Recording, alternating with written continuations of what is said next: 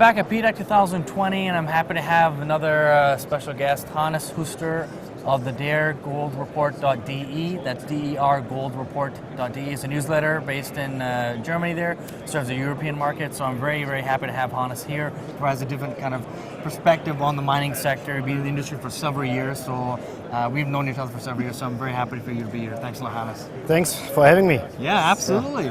So, I mean, a lot has happened. I've talked to quite a few people today in the last week, but let's just go back a bit further. What has been your kind of sense of the market in 2019 going into 2020? Anything that kind of grabs your attention that you saw that was a little bit different from this going to 2020? Yeah, I mean, we had when we look at the gold mining sector, I mean, you have to separate the markets, you know. It's gold is the one part, and the next are the base metals, you know. It split it up. That's what you see for sure, because the base metal prices are generally still under pressure, you know. I mean, last week coming down even more. Right. But from the gold sector, or from the gold space, we have seen a strong start into the new year, and I think most of the companies did really their homework in 2018, 2019, you know. The balance sheets are looking much, much stronger compared to years ago, and they have good cash balances, good balance sheets. I mean, they did their homework, and you know, most of the companies are in good shape. And what do you mean by homework specifically? Do you mean that, I know you talked about their balance sheets are much stronger, but how about other kind of aspects of operating a mining company or exploration? Is it more to do with like all sustaining costs, their reserve growth, is things like that? Or that's the main point. Okay. That was maybe the most important thing the companies did. I mean, look at Barrick or look at the mid-tier guys, you know, they are all looking to get the debt down, to get some serious cash flow in, and they have been careful with takeovers as well. So, you know, and that's maybe the problem with the reserve growth. That's not working really good, I think, for most of the companies. So I think they have to act in the next few months or years or whatever.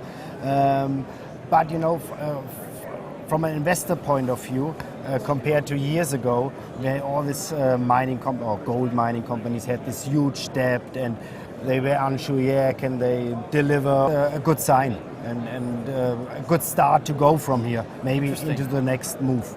So what do European investors, you know, your primary focus, your whole experience is dealing with a lot of European investors, institutionals, retails.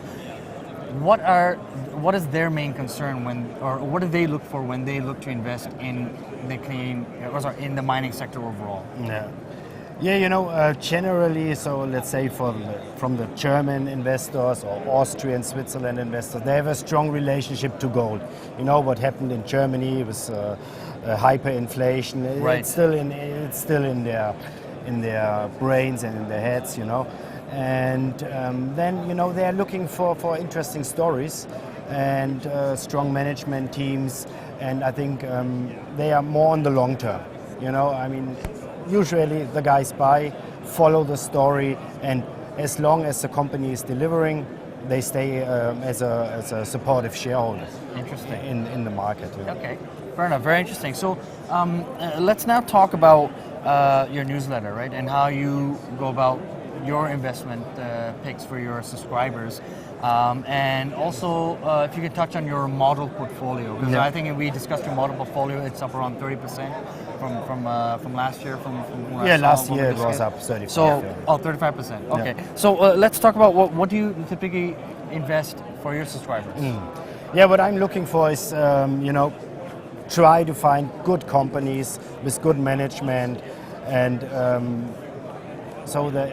from the investment perspective, I always look for undervalued companies that I can buy now and see that they are delivering, and that the value that gets created sees then uplift in the share price.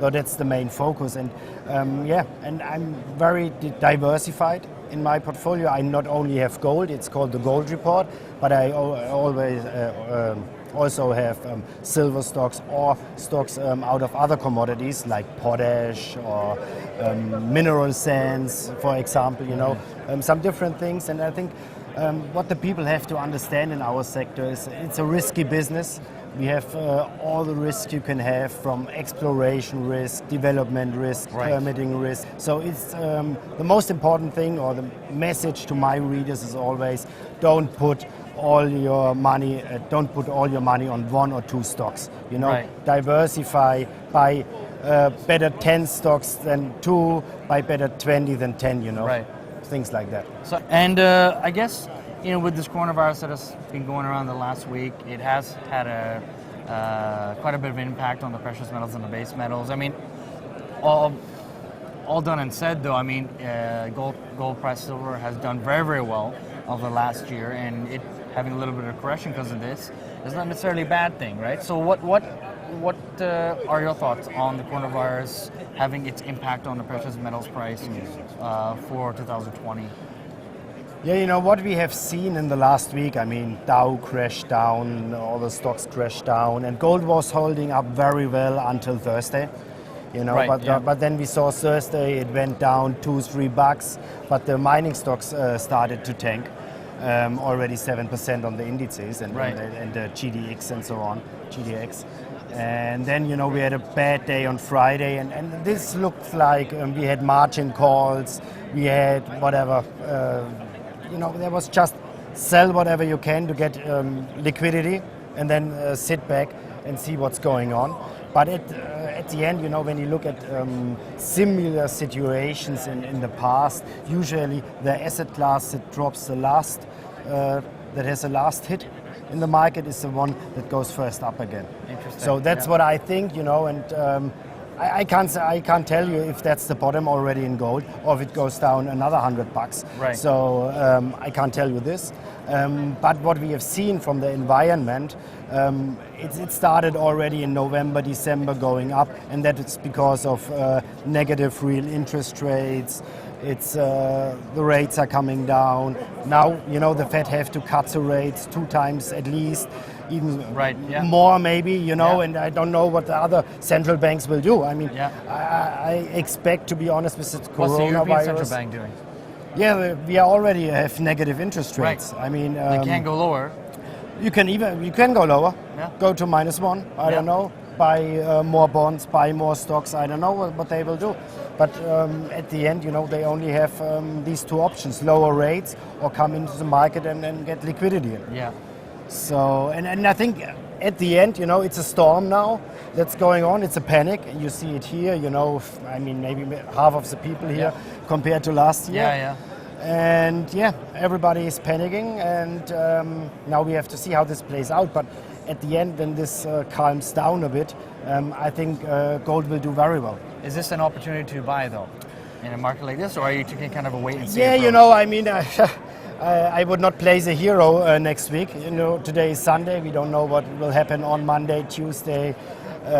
You know, but you know, if you see good gold companies, for example, producing companies with all-in costs under $1,000, with good balance sheets, and the stock come down another 20-30% or whatever, then you maybe get in and buy some stocks for small amounts. Right. Don't put in everything. You know, I mean, nobody knows, and I think everybody who wants to tell you, I know it will go to that level and then bounce back or whatever. I think that's just looking into a crystal ball, right? It's not because we have a black swan event here, and nobody knows how this will play out. Yeah. You know? A bearable 2020. On what? on the precious metals market. On the precious metals market, I'm a bull. I'm a bull. Good. I'm a bull. Okay, great. All right, so Hannes, thank you so much for all your feedback on the sector, providing a very unique European kind of view set, so I appreciate that. If you want to find out more about Hannes Huster and his newsletter, dergoldreport.de, that's dergoldreport.de, I'll put in the description box below. You can find out more about Hannes, and you can contact him directly. So again, thanks a lot, Hannes, appreciate it. Okay, all right, cheers. Thank you.